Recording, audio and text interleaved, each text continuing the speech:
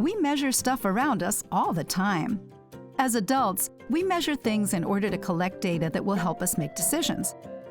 At a checkout line at the grocery store, we roughly calculate the wait time by looking at the number of people, how many items they have in their basket, and how active the cashier appears. When we're making food, we measure ingredients and decide whether to use less or more of a particular ingredient. We also have very precise tools for measuring, like rulers.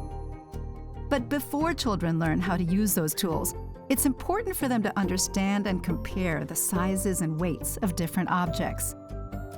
Measuring is an incredible math skill that, with practice, will help children understand the world around them better.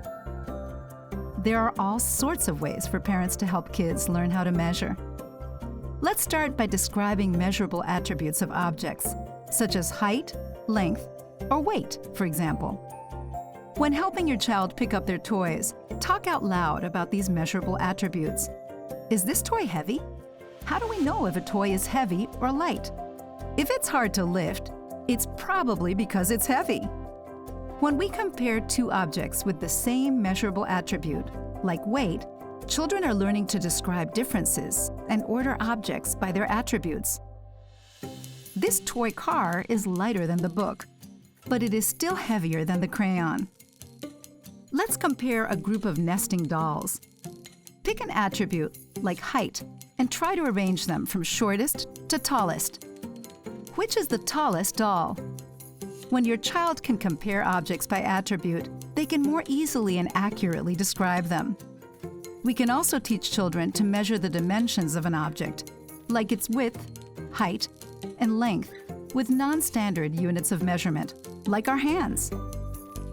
How many hands tall are you?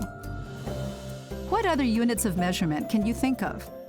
How many gummy bears tall is the apple?